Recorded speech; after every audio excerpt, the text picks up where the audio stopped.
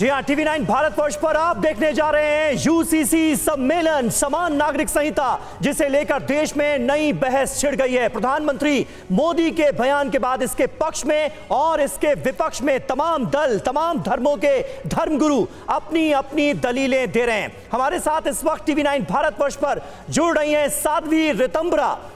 बहुत बहुत स्वागत है दीदी माँ आपका TV9 भारतवर्ष पर। सबसे पहले मैं आपसे यह जानना चाहूंगा, अनुच्छेद 370 के खत्म होने, राम मंदिर निर्माण के बाद जो बीजेपी का तीसरा संकल्प था कि यूसीसी यूनिफॉर्म सिविल कोड लाया जाए, क्या आपको लगता है कि वो घड़ी अब आ गई? निश्चित रूप से इस देश के अंदर इसकी जरूरत को बहुत वर्षों से महसूस किया जा रहा है। सुप्रीम कोर्ट ने भी बार बार कहा, क्योंकि जैसे प्रधानमंत्री जी ने कहा कि एक परिवार में सभी सदस्यों के लिए एक समान अगर व्यवस्था नहीं होगी तो भेदभाव के लोग शिकार होंगे जी। और वैमनस्यता चित्त में रहेगी। इसलिए, और दूसरी बात यह है कि जहां तक पक्ष और विपक्ष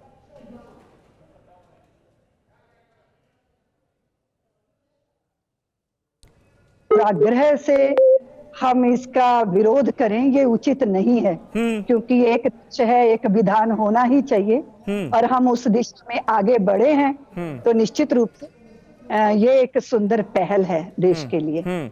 बिल्कुल, ये सुंदर पहल आप बता रही हैं, लेकिन विरोध भी बड़े पैमाने पर साध्वी रितंबरा शुरू हो गया है। अभी थोड़ी देर पहले समाजवादी पार्टी के सांसद एसटी हसन हमारे साथ मौजूद थे और उन्होंने सीधे तौर पर कहा कि अगर आप शरिया लॉ नहीं मानते हैं, अगर आप कुरान के हिसाब से नहीं चलते हैं, तो फिर आप किस बात के मुसलमान हैं? फिर तो आप इस्लाम से ही बेदखल हो जाएंगे। मतलब बात यहां तक चली गई है, वो इस अंदाज में बयान देते हुए नजर आए। तो विरोध का पैमाना क्या है, इसका आप अंदाजा लगा सकती हैं? कैसे मुमकिन होगा यूसीसी लाना? जब तक सारा मसौदा सामने नहीं आ जाता, मुझे लगता है कि विरोध भी अनर्गल प्रलाप ही है। पहले आप विषय को समझे, उसके बाद पक्ष विपक्ष हो सकता है और इसके लिए सबको राजी होना होगा जब सब सामने सब कुछ आ जाएगा। उसके पहले मुझे नहीं लगता कि भारत के अंदर हम सब लोगों को, सबकी अपनी मान्यताएं हैं, धारणाएं हैं। अगर आपको चुनना हो तो आप संविधान को चुनेंगे। संविधान ने स्वयं इस व्यवस्था को निश्चित किया था कि पूरे भारत के अंदर सभी नागरिकों के लिए एक समान व्यवहार होना चाहिए। तो उस दृष्टि से ये जो पहल हो रही है, तो मुझे लगता है इसका स्वागत किया जाना चाहिए। हमारी अपनी धार्मिक धारणाओं की जो भावनाएं होती हैं वो व्यक्तिगत होती हैं, उसके हम जीवन में उत्कर्ष करते हैं अपने धर्म के मार्ग पर चलकर। लेकिन एक पूरी व्यवस्था, पूरे देश की व्यवस्था, वो एक सामान्य रूप से सबके लिए एक सी होनी चाहिए। अब मैं इसीलिए बहुत कुछ नहीं कह सकती हूँ, क्योंकि का जो कंटेंट है वो अभी सामने नहीं है। पहले ही पक्ष विपक्ष करना ये उचित नहीं है। इसलिए हर राजनीति नहीं होती है, उससे ऊपर भी विचार करना चाहिए, राष्ट्र हित को सर्वोपरि मानना चाहिए, ऐसा मुझे लगता है। आपको लगता है कि कुछ लोग ऐसे हैं इस देश में जो यूसीसी का जिक्र होते ही लोगों को भड़काना शुरू कर देते हैं, जिस बात का जिक्र पीएम मोदी ने भी किया?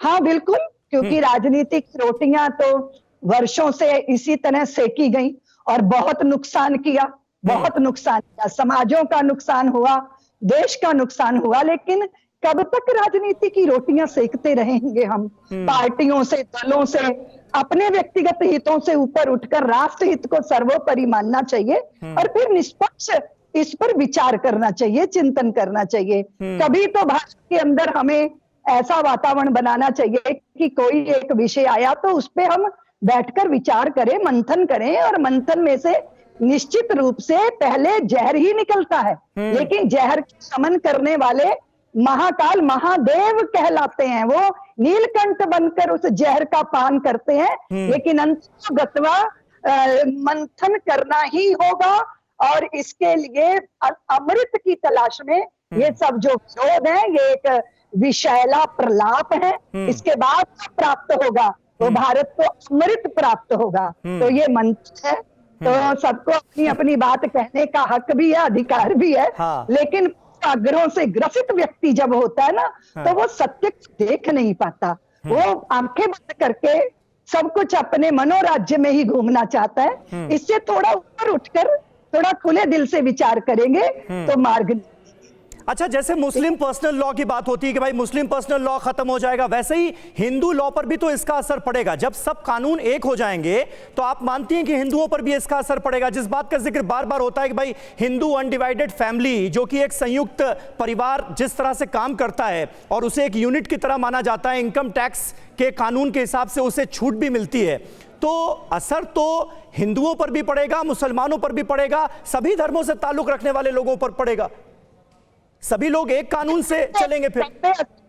अभी आप देखो कि भारत इतनी विविधताओं से भरा हुआ है जी, सभी समाजों की अपनी शैली है, अपना तौर तरीका है। इसलिए हमने कहा कि अधिकृत रूप से हम कुछ भी अभी बोल नहीं सकते जब तक विषय सामने नहीं आ जाता, है ना, क्योंकि प्रभाव तो सब पे पड़ेगा। अगर हम ये देखें कि भाई हिंदू मुसलमान से ऊपर उठकर विचार करें, सबके ऊपर प्रभाव पड़ने वाला है, लेकिन वो प्रभाव क्या पड़ेगा, उसका रूप क्या होगा, इसे लागू कैसे किया जाएगा, वो एक ना बहुत अच्छे संतुलित वातावरण में ये सब वार्तालाप हो सकती है। मुझे लगता है कि उसके लिए हमें अवकाश देना चाहिए, एक वातावरण का निर्माण करना चाहिए। ये विषय मसौदा सामने आए तब देखा जाएगा ना, पहले बात करना पूर्वाग्रहों के कारण। देखिए, जब हरा चश्मा चढ़ा होता है ना, तो फिर हमें सारी दुनिया हरी दिखती है, लाल वालों को लाल दिखती है, भगवा वालों को भगवा दिखती है, लेकिन इसके अतिरिक्त भी सच है, उसे देखना चाहिए और निष्पक्ष होकर देखना चाहिए।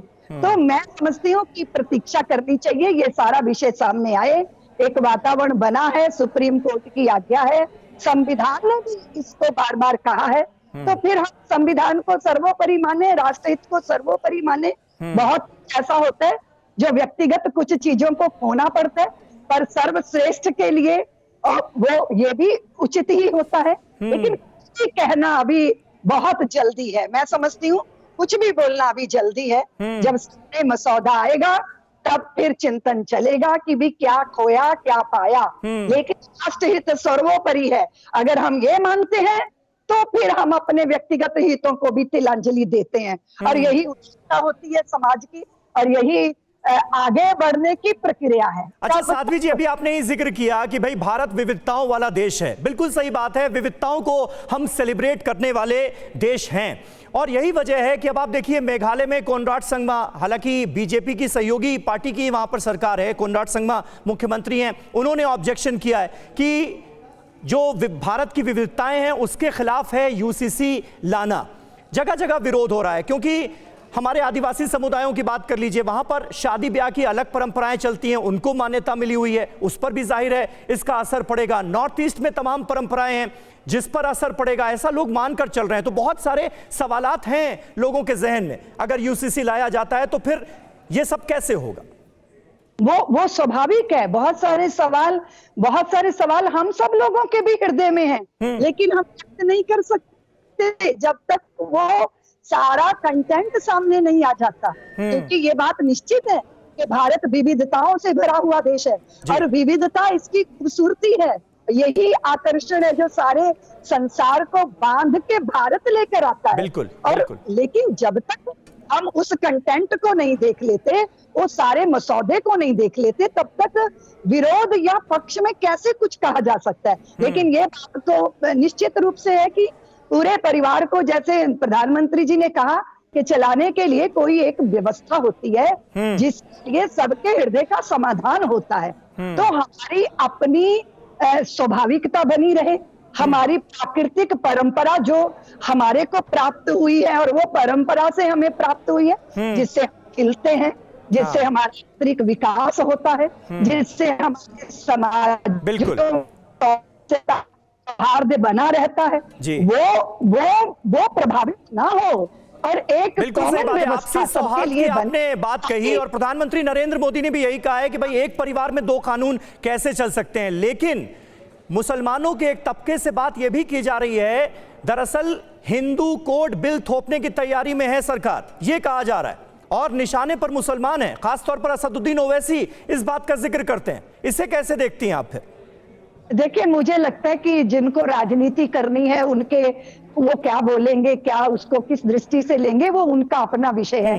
लेकिन अगर कोई कुछ खोएगा, अगर खोने की बात आती है कि हम अपनी मूल प्रवृत्ति या अपनी धारणाओं से या अपनी परंपराओं से वंचित किए जाएंगे, जी। तो वो कोई एक समाज कैसे होगा?